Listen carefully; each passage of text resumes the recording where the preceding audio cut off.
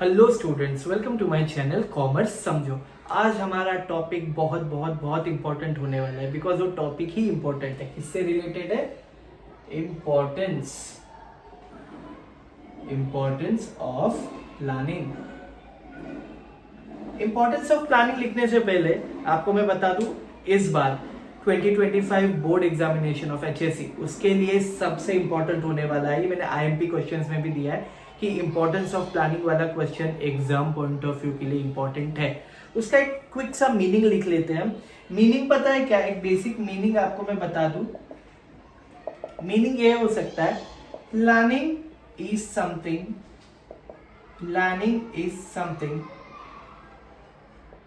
deciding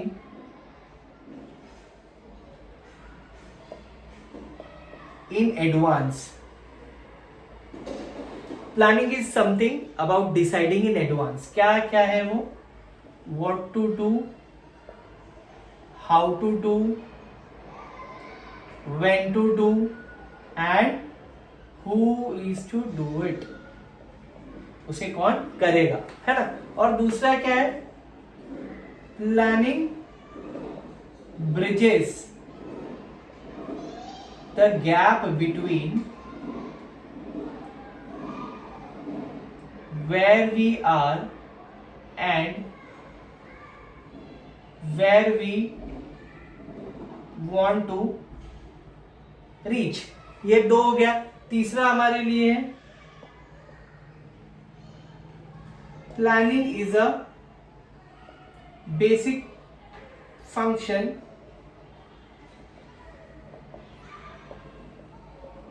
which is never ending.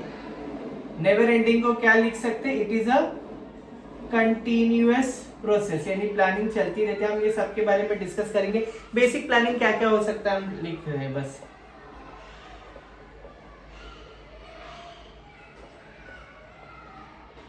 Planning is done in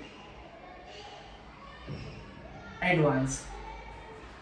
हमने कुछ basic चीजें लिखी है प्लानिंग के बारे में। आपको बहुत सारी चीजें पहले से ही पता होगी, लेकिन कुछ चीजें मैंने अपनी तरफ से लिखी है regarding planning. Okay, so let's start with it. Just a second.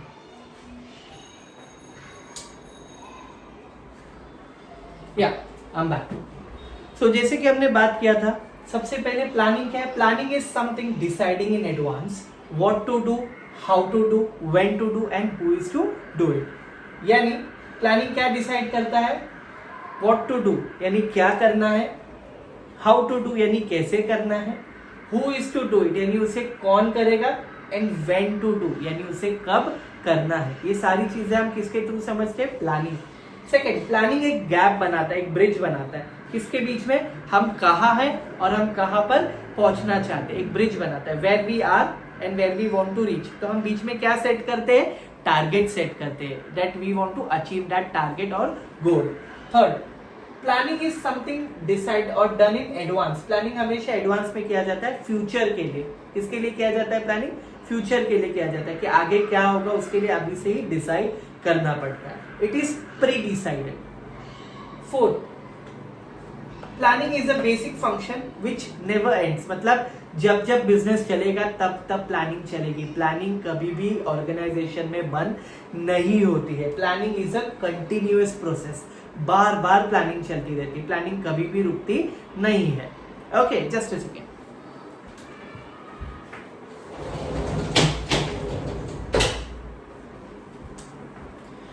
Yes, the very first function regarding to planning is help to set clear objectives. देखो, अगर आपने प्लान कर लिया है, प्लान मीन्स व्हाट? हमारे पास एक ब्लूप्रिंट रेडी है, एक मैप रेडी है। Just we want to follow that map, we have to follow that map. कि हमने एक मैप बना लिया, एक ब्लूप्रिंट बना लिया है एज अ ऑर्गेनाइजेशन, तो हमें उसके अकॉर्डिंग ही चलना है ना? एंड ऑलवेज समटाइम्स ऐसा होता है कि प्लान ए वर्क नहीं करता, तो organisation will always ready with plan B. तो टू सेट क्लियर ऑब्जेक्टिव्स यानी हमने पहले से ही प्लान कर लिया कि एग्जैक्टली हमें आगे करना क्या है, तो हमसे जो प्रॉब्लम्स है वो नहीं हो सकती। ओके, नेक्स्ट चीज क्या है? Provide path of action. Provide path of action.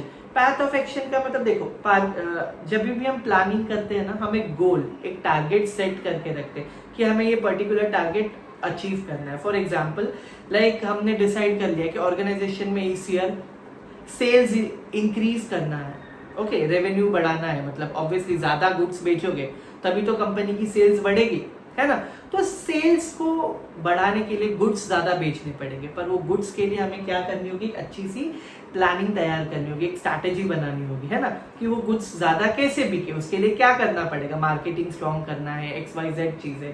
तो उसके लिए पहले से हम एक प्री डिसाइडेड प्लान होता है, उस प्लान के अकॉर्डिंग वर्क करते हैं ताकि हम एक पर्टिकुलर टारगेट को अचीव कर सके और हमारा जो एम है, हम एम से भटके ना, एक क्लियर डायरेक्शन में चले, एक डायरेक्शन देता है प्लानिंग हमें, उसके अकॉर्डिंग हमें वर्क करना है। ओके, सो वहाँ पे कोई हमें इश्यूज नहीं होंगे बिकॉज हमारे आगे एक प्रॉपर वे होता है, एक डायरेक्शन होता है, उसी के थ्रू हमें चल के टारगेट को अचीव करना होता है।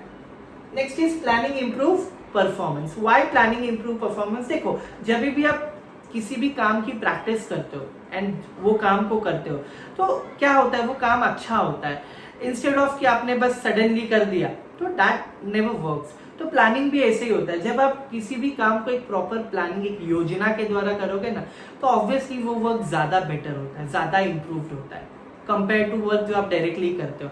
तो ऑर्गेनाइजेशन में भी ऐसे ही वर्क करता है। When you make a proper plan, a rock solid plan, यानी ऐसा प्लान जो कभी फेल ना, ऐसा तो नहीं होता है, प्लान्स फेल होते तभी तो प्लान बी, प्लान सी आते हैं, okay.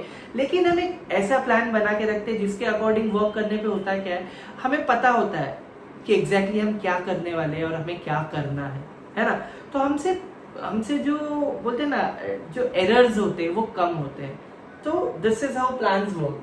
Next is minimise the risk. Minimise the risk वाला पॉइंट वेरी इंपॉर्टेंट है, see how it work. Okay, organisation में समटाइम्स ऐसे भी होता है ना कि हमने सोचा है कि प्रोडक्ट को हमें ज्यादा प्रोडक्ट बना के बेचने, पर क्या मार्केट में हम अकेले हैं? No, we have competitors in the market, we have similar product in the market. हमें उन्हें डिफीट करना है और हमारे प्रोडक्ट की जो सेल है वो इंक्रीज करनी है। तो इससे होता क्या है, प्लानिंग में हम पहले से डिसाइड करते हैं कि हमें हमारे कॉम्पिटिटर के प्रोडक्ट से अलग प्रोडक्ट बनाना है, हमारा कॉम्पिटिटर इस तरीके से बेच रहा है तो हमें उस तरीके से बेचना है। So we always try to make different ways out with the help of planning. हम अलग अलग तरीके की बोलते हैं ना पॉलिसीज बनाते हैं, स्ट्रेटेजीज बनाते हैं, या अलग अलग वेज निकालते हैं कि हमें हमारे बिजनेस को कैसे आगे ले जाना है, right. So this is how it helps and we always try to minimise the risk. Next is what, planning lead to optimum utilisation of resources. ये देखो, planning, organising, staffing, directing, coordinating, controlling, total कितने function है? 6। Planning से लेकर controlling तक हर point, हर functions में ये आएगा, ऑप्टिमम यूटिलाइजेशन ऑफ रिसोर्स, जिसका सिंपल मीनिंग ये है, देखो अगर आप कोई भी प्रोडक्ट बना रहे हो, बराबर, उसके लिए रॉ मटेरियल लगता है, राइट। अगर रॉ मटेरियल वेस्ट कर रहे हो आप, दैट मीन्स आपको जो प्रोडक्ट बनाने का खर्चा है वो क्या हो जाएगा? बढ़ जाएगा। हाउ? लाइक इस फिनिश प्रोडक्ट है, इसको बनाने के लिए अगर मुझे 10 रुपए लगता है, पर मैं रॉ मटेरियल 11 रुपए का यूज कर रहा हूँ, तो क्या हो गया? 1 रुपए का मैं रॉ मटेरियल ज्यादा यूज कर रहा हूँ, तो इससे क्या हो रहा है? रॉ मटेरियल वेस्ट हो रहा है, लेकिन फाइनल प्रोडक्ट की प्राइस तो वही रह रही है ना।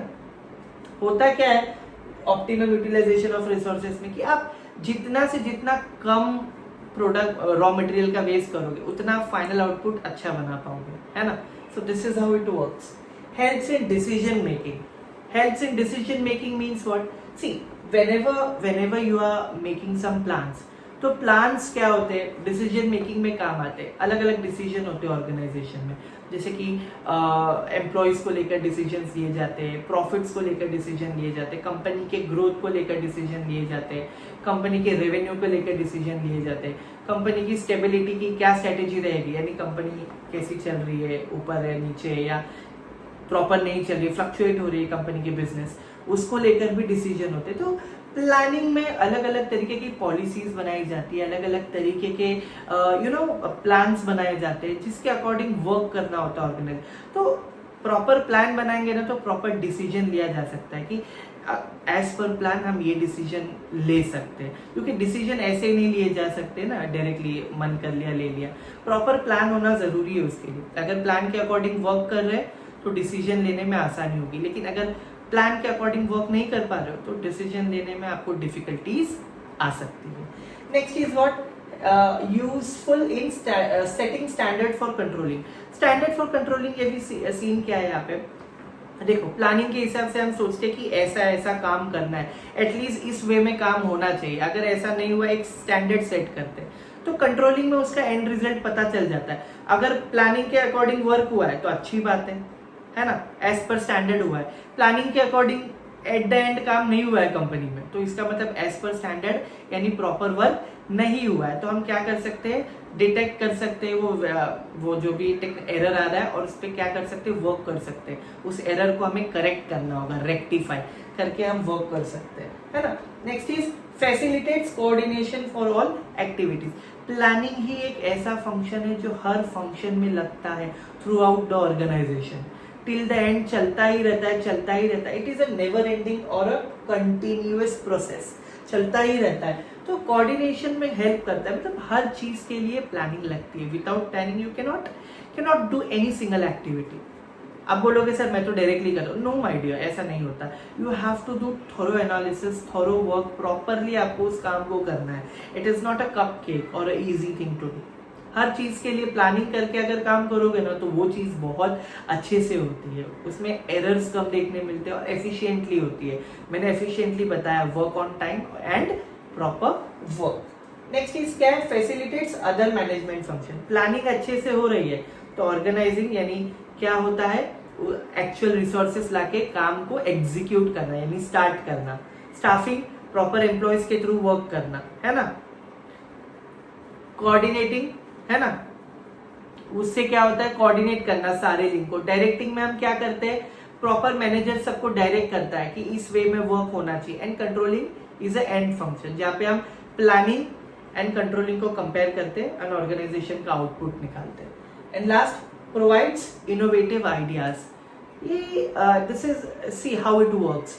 एक्चुअली प्लानिंग के हिसाब से अगर हम वर्क करेंगे तो हम डिफरेंट आइडियाज ला सकते हैं, डिफरेंट वेज ला सकते हैं कि एक काम को कितने अलग अलग तरीके से किया जा सकता है.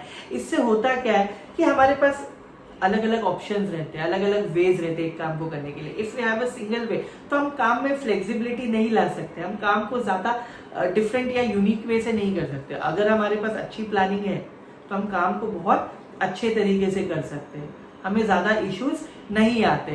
तो प्रॉपर प्लान होना तो हमें डिफरेंट आइडियाज आते हैं अकॉर्डिंग टू प्लान, और उस काम को हम अच्छे से करने की कोशिश कर पाते हैं. So with this what we have done, we have completed with a quick revision of planning.